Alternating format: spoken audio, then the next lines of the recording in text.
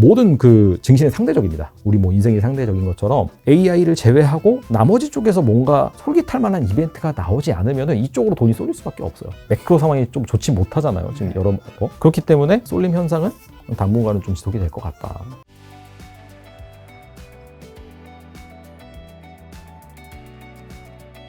자, 근데 여기서 반도체가 지금 4,904%. 지금 여기서 1,000% 넘는 게 에너지랑 반도체고 4,904%면 정말 압도적인 거잖아요. 실제로 대부분의 증권사가 새 유망업종 반도체 꼽고 있는데 어떻게 보세요? 제가 딱 1년 전에 이 자리에 나와가지고 2023년 탑픽을 반도체로 꼽았어요. 그러니까 작년 탑픽이죠. 그때 왜냐면은 제가 말씀드린 이 기준에 반도체가 해당이 됐거든요. 주가도 2022년도에 별로 안 좋았고 올해 이제 실적이 여기는 안 좋아졌어요. 오히려 반도체 시클리컬의 특징을 제가 말씀을 드리면서 반도체가 올해는 편하게 매수할 수 있는 좋은 그런 섹터다. 물론 그거 말고도 몇 개 말씀드렸는데 나머지는 좀 애매했고 반도체는 딱 적중을 하긴 했거든요. 근데 참고로 이 4,900%라는 그 수치에 너무 뭐 그렇게 집중 안 하셔도 돼요. 왜냐면 작년에 너무나 안 좋았기 때문에 그냥 턴어라운드 관점에서 이만큼의 수치가 나왔다 라고 보는 부분이고, 대신에 이제 제가 좀 더 주목을 하고 있는 분야는 뭐냐면은 작년에 주가가 50% 넘게 올랐어요. 그래서 일단은 주가 부담이 좀 있는 상황이다. 그러니까 올해 좋아지는 거를 어느 정도 많이 좀 반영을 했다. 그런 부분이 좀 포인트가 될 수 있을 것 같고, 자연스럽게 이제 삼성전자 좀 얘기를 해야 될 것 같긴 한데, 올해 영업이익 컨센이 이제 34조예요. 7조에서 이제 34조로 늘어나요. 4배, 5배. 그리고 내후년 같은 경우에는 49조예요. 많이 늘어나긴 하죠. 뿌듯합니다, 주주로서.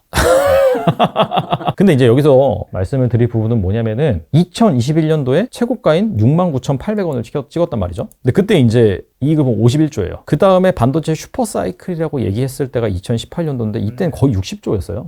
근데 일단 올해 그림을 가시고는 이게 34조잖아요. 2021년도랑 2018년도에 비해서 턱없이 부족하죠. 근데 이때는 96,800원을 기록을 했고, 이때는 이제 액면 분할 전이었는데 제가 알기로는 한 6만 원 정도 기록했던 것 같아요. 근데 결론은 뭐냐? 일단은 지금 8만 원까지 갔다가 지금 7만 원대 초반까지 한 번에 확 빠졌잖아요. 그러니까 너무 많이 빠졌어요. 그러니까 4분기 실적이 분명히 잘 나오긴 했지만은 예상에 미치지 못한다는 이유로 이제 그렇게 확 뺀 건데, 어떻게 보면 이게 합리적인 건 맞아요. 지금 올해 이익 전망치가 34조잖아요. 과거에 그 피크아웃 때랑 비교를 하면 아직 한참 모자라다는 거예요. 이게 이제 첫 번째. 이건 이제 기업의 펀더멘탈적인 요소 관련해서 이제 말씀을 드린 거 하나 더 봐야죠. 하나가 뭐냐면 매크로. 여기서 매크로면은 약간 주식 가치에 영향을 미칠 수 있는, 지대한 영향을 미치는 금리 수준. 2021년도엔 제로금리였죠. 이때. 아직까지 금리를 올리기 전이었고, 뭐 10년물 국채금리가 1% 밑에까지 빠지기도 했으니까 2018년 같은 경우에는 한 2%, 3% 왔다 갔다 했을 거예요. 기준금리는 아마 2%대였고 그 시장금리 같은 경우에는 2%, 3% 사이 정도? 근데 지금은 기준금리가 5%대죠. 시장금리는 4% 정도예요. 그러니까 사실 밸류에이션 할인을 해주는 게 더 맞아요. 지금 상황에서는 과거에 비해서. 근데 이익도 아직 거기까지 나오진 않았어요. 그러니까 지금 브레이크가 걸린 거예요, 그냥. 그러니까 다른 걸 다 차치하고 밸류에이션 영향을 미치는 금리랑 그 다음에 이익, 그 두 가지 관점에서 봤을 때는 좀 빨리 올랐다. 그러니까 8만 전자까지 장중에 8만 원까지 안 올랐는데 7만 9천 막 800원까지 올랐거든요. 맞아. 그게 좀 빨리 오르긴 했다. 그때 팔았어야 됐나? 근데 그래서 중요한 건 뭐냐면은 여기서 꺾인다는 건 아니고 여기에서 너무 좀 빨리 올랐네 라고 이제 시장이 인식을 하고 빼는 거예요, 사실. 근데 이제 2025년에도 좋아진다라고 말을 하잖아요. 근데 이 그림이 중요하겠죠. 안 돼요? 그렇게 안 될 것 같아요? 그러니까 그건 잘 모르죠, 사실 제가. 네, 뭐 반도체 애널리스트도 잘 모르는데. 삼성전자 안 가지고 계시죠? 저는 안 가지고 있어요. 안 가지고 있으니까 이렇게 얘기한 거. 저는 ETF로 가요, ETF로. 그러니까 이 그림이 명확해져야지만, 그러니까 명확해진다는 게 당연히 좋은 쪽으로 명확해져야지만은 추가적인 상승이 가능하다라고 보시면 되고, 그런 관점에서 너무나 이번엔 좀 빨리 달려온 측면이 없지 않아 있기 때문에 당분간 약간 좀 의심하는 그런 구간이 이어질 수 있다. 근데 증권사에서는 또 대부분 목표 주가 한 9만 원쯤 얘기하고 있더라고요. 근데 그거는 이제 한번 반도체 사이클이 좋아지기 시작하면은 최소한 2년 이상 좋아지긴 하니까 그런 것들을 감안을 해서 한 9만 원 정도는 뭐 합리적이지 않을까 이제 예상을 하고 있는 거죠. 근데 이제 보시다시피 그 9만 원은 가냐 안 가냐는 2025년 그림이 보다 명확해질 때, 그리고 이제 분기별로 실적이 나오잖아요. 일단 1월달 실적이 나왔고 4월에 또 실적이 나오잖아요. 근데 그런 부분에 있어서도 방향성이 중간중간에 결정되는 그런 한 해가 되지 않을까라고 생각이 되고, 지금 사실 반도체 업황을 살펴보면은 뭐 현재 뭐 그냥 언론에 보도된 그런 중심으로 좀 살펴보면은 AI 수요가 여전히 견조한 건 맞아요. 그렇죠. 네. 사실 AI의 최대 수혜주는 SK 하이닉스죠. HBM 거의 독점하고 있으니까. 근데 삼성전자 같은 경우에는 그래서 HBM 만든다, 뭐 작년 뭐 10월부터 엔비디아에 납품한다 그런 말은 많았지만은 아직까지 가시적인 성과는 없어요. 즉 삼성전자 주가가 뭔가 반등하기 위해서는 기존의 그런 AI 특화된 그런 반도체 쪽 아니라 레거시 쪽에서 뭔가 반도체 경기가 살아나야 되는데 그렇다면 이제 일반 서버, 그다음 모바일 쪽, 그다음 PC 쪽이거든요. 크게 세 가지. 이 세 가지가 아직도 좀 애매해요. 스마트폰 같은 경우에도 아직까지 의미 있게 살아나는 건 아직 못 봤고. S24가 잘 돼야 될 텐데. 그쵸, 맞아요. 그 통번역 기능이 들어가 있는. 그러니까 이제 그런 것들이 이제 좀 많이 교체 수요가 발생을 해야 되는데 전체적으로 봤을 때도 근데 아직까지는 그게 뭔가 수요가 확 살아날 거라는 확신을 줄 만한 그런 이벤트는 없다는 거예요. 그러니까 이쪽이 살아나야 돼요. 이쪽이 살아나면은 2024년 컨센서스 좀 더 올라가면서 뭐 8만 전자 넘어가겠죠. 기존의 전통 반도체 쓰였던 그런 분야 디바이스, 뭐 일반 서버라든지 모바일 쪽, 그다음에 PC 쪽 그쪽 업황을 잘 봐야 된다. 이쪽 수요가 좀 살아난다. 라는 그런 얘기가 나와야지 좀 반등을 할 수 있다. 이게 첫 번째고, 두 번째는 사실 2021년도에 막 9만 전자 넘어가지고 거의 10만 원까지 갈 때 어떤 그 스토리나 논리가 적용이 됐냐면은 파운드리 시스템 반도체 쪽에서 뭐 TSMC 따라잡는다. 약간 좀 분위기가 그런 게 형성이 됐었어요. 속 들어갔잖아요, 지금은. 근데 지금 삼성전자가 준비하고 있는 게 아이큐브라고 있어요. 예전에 뭐 모바일 쪽이라든지 그쪽에 이제 뭐 파운드리 쪽이 많이 활용이 됐다라고 한다면은 최근에는 이 AI 쪽으로 활용이 되다 보니까 그 엔비디아의 GPU라든지 기존의 HBM 이런 것들을 패키지로 하나 묶어서 하나의 세트로 제공하는 상품이 아이큐브인데 이쪽에서 가시적인 성과가 나온다라고 한다면은 증가하는 부분과 상관없이 멀티플을 올릴 수 있는 요인이에요. 삼성전자한테 뭐 좋을 땐 2배 주고 안 좋을 땐 1배 주고 했는데 이 멀티플을 좀 더 올릴 수 있는 뭐 엔비디아나 AMD 이런 데는 막 10배 되잖아요. PBR이 막 7배, 8배. 그렇게 약간 멀티플을 올릴 수 있는 요인이기 때문에 근데 이거는 사실 좀 가능성이 더 낮긴 해요. 현재 수준에서는. 정리를 다시 하자면은 레거시 반도체 쪽에서 좀 올라오는 그런 모습이 보여야 된다. 두 번째는 멀티플을 올릴 수 있는 시스템 반도체 쪽에서 뭔가 의미 있는 가시적인 성과가 나온다라고 한다면은 이 개선이 특별하게 없음에도 불구하고 멀티플은 좀 올라갈 수 있다. 그래서 이 두 가지 이슈를 삼성전자 주가 방향성이 결정하지 않을까. 해외 증시가 AI 중심으로 좀 흐르고 있잖아요. 미국 뉴욕 증시에서 마이크로소프트가 애플 넘어서 세계 시총 1위도 차지했는데 앞으로 이런 구도도 계속 이어질까요? 당분간 이어질 것 같아요. 시총 1위를 마이크로소프트가 차지를 하고 여전히 엔비디아 강세를 보이고 최근에 AMD도 올라오고 있잖아요. 그러니까 방향은 확실히 AI로 잡은 거예요. 사실 이게 실체가 있건 없건 간에 실체도 점점 있어지긴 하죠. 근데 이런 상황에서 얘네들만 잘해서 지금 그런 구도가 지켜지는 것이 아니라 기존 애들도 좀 못해야 되거든요. 근데 애플이 지금 상대적으로 좀 안 좋은 이슈가 계속해서 나오긴 해요. 맞아요. 보면은 이제 뭐 중국의 아이폰이 생각보다 안 팔려가지고 가격 인하한다. 그런 얘기가 또 나오긴 했거든요. 그런 부분이 있고 애플도 그렇다고 해서 AI 쪽을 아예 준비 안 하는 건 아니지만은 그렇다고 해서 뭔가 의미 있는 퍼포먼스를 최근에 내놓지 못하고 있는 건 사실이고 그런 부분 때문에 애플의 탄력이 좀 둔화된 상황에서 AI 쪽은 계속해서 강세를 보이기 때문에 이쪽의 시가총액 비중이 당분간은 더 커질 가능성이 있다라고 볼 수가 있고 모든 그 증시는 상대적입니다. 우리 뭐 인생이 상대적인 것처럼 AI를 제외하고 나머지 쪽에서 뭔가 솔깃할 만한 이벤트가 나오지 않으면 이쪽으로 돈이 쏠릴 수밖에 없어요. 근데 앞서서 다시 또 매크로 말씀을 드려야 되는데 매크로 상황이 좀 좋지 못하잖아요. 지금 여러모로. 그렇기 때문에 쏠림 현상은 당분간은 좀 지속이 될 것 같다. 그래서 이제 그 우리가 만약에 반도체 쪽을 좀 주목을 한다라고 하면은 좀 어디를 좀 보면 좋을까라는 측면에서 제가 좀 준비를 해온 자료이긴 한데 1분기 디램 낸드 가격이 최대 20% 정도 오를 것이다 라고 나와 있는데 이 기사를 읽어보면은 수요가 좋아서 올라가는 건 아닙니다. 그러니까 작년에 감산을 계속해서 했죠. 뭐 엄청나게 감산을 했어요. 낸드 같은 경우는 30-40% 정도 감산을 하고 이제 그런 상황에서 이제 가격 하락세를 멈추고 가격이 상승한다는 거죠. 그 얘기는 즉슨 수요도 슬슬 붙을 가능성이 있다라고 이제 전망을 하는 거예요. 아까 제가 말씀드린 약간 레거시 쪽에서 수요가 좀 살아날 수 있다 그런 얘기를 하는 상황이라서 만약에 이 흐름이 지속이 되지 않고 그냥 또 잠잠해진다라고 한다면은 우리나라 지금 반도체 섹터 중에서도 그나마 강세를 보이고 있는 게 이 AI 관련된 주식들이잖아요. 이쪽으로 계속해서 돈이 몰릴 거예요. 근데 그게 아니라 이 디램 낸드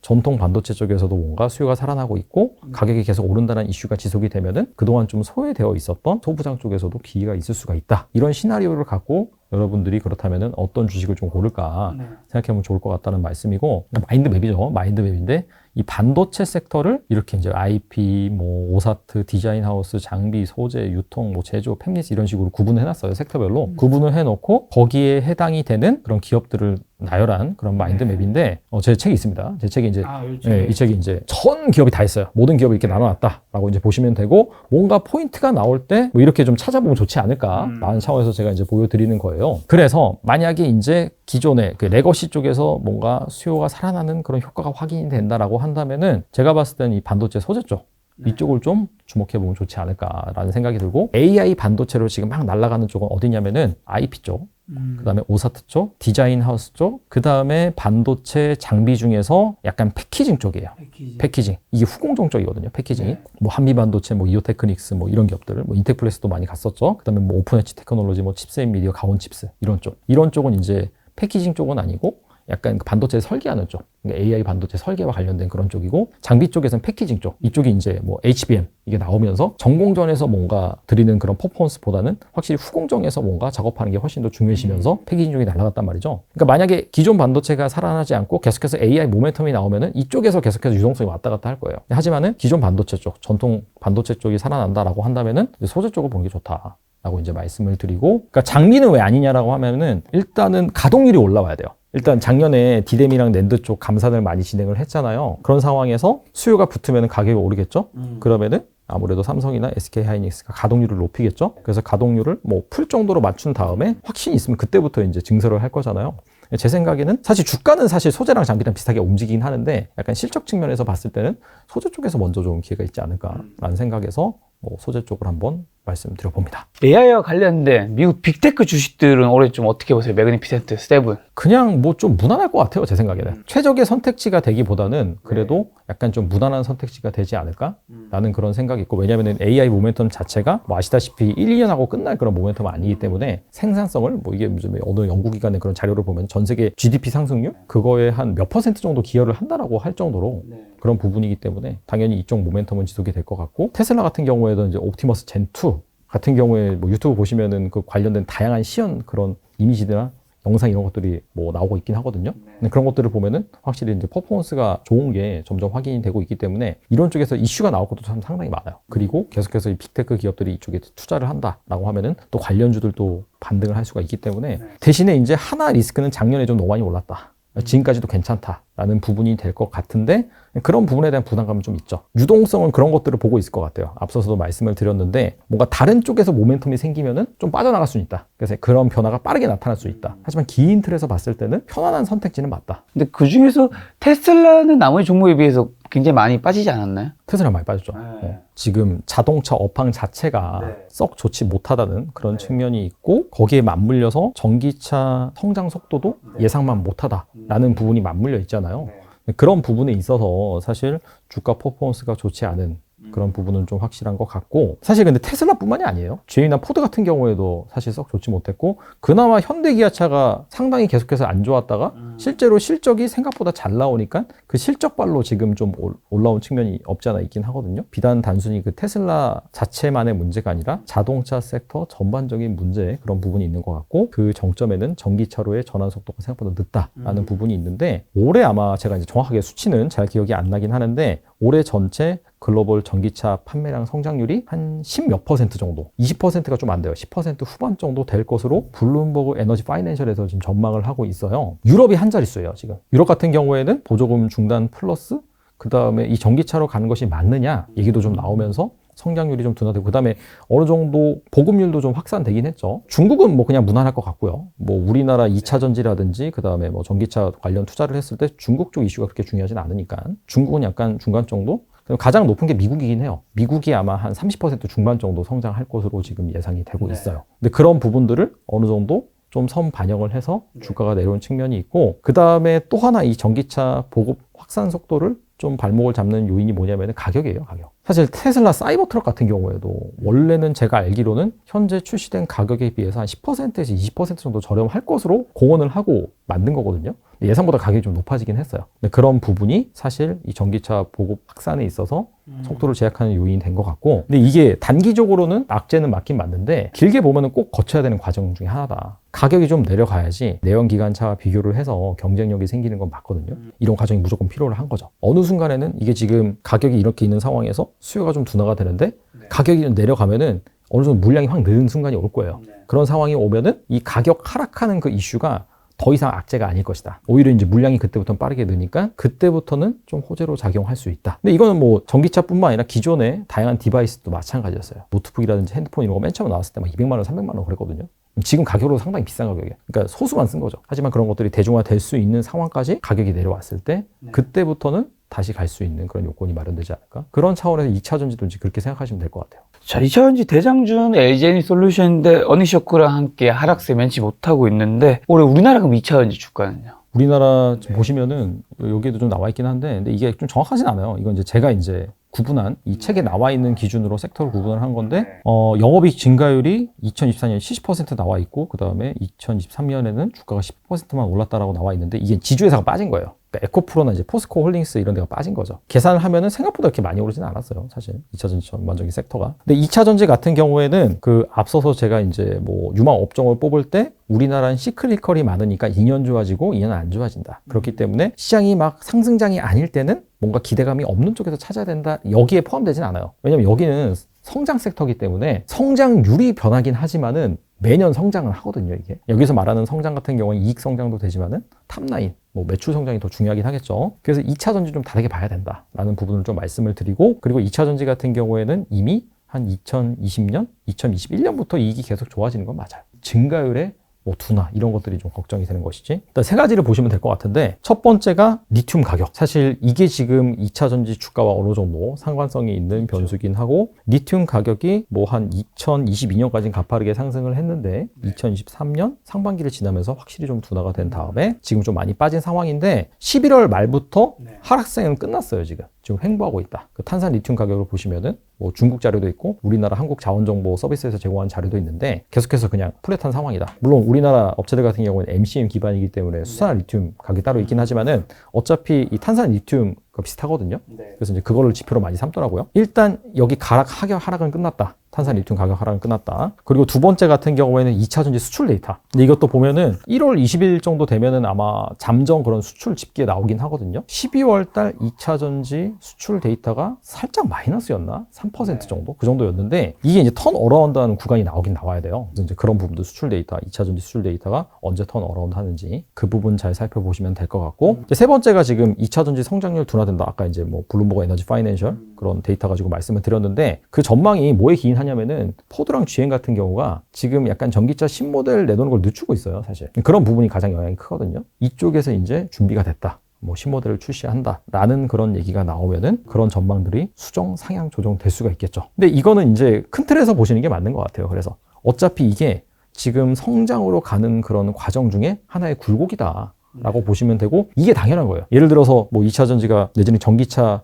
나중에 100% 대체를 할 것이다. 매년 성장률이 똑같이 발생한 게 아니라 중간에 가다가 플랫하기도 하다가 또다시 성장을 하고 이런 것들이 과거에 그런 뭔가 신문물이 나와서 신제품이 나와서 보급이 확산될 때 나오는 그런 현상이기 때문에 어떻게 보면 자연스러운 현상이다라고 말씀을 드리고 방금 말씀드린 그런 세 가지 그런 이슈가 좀 맞물렸을 때 그때부터 좀 본격적인 상승이 나오지 않을까라고 했는데 일단 탄산 리튬 같은 경우에는 이미 약간 좀 하방을 지지하고 있죠. 그래서 최근에 주요 양극재 업체들 주가를 보시면은 약간 저점을 높이고 있어요. 그래서 뭐 오늘도 보면은 에코프로비엠이 좀 상승을 하고 있는 상황이긴 한데 가격 조정은 어느 정도 끝났고 지금 현재 기간 조정이 나오면서 방금 말씀드린 그런 세 가지 이슈가 언제 턴 어라운드 하는지 그런 것들을 좀 보고 있다. 그런 상황이라고 볼 수 있을 것 같습니다.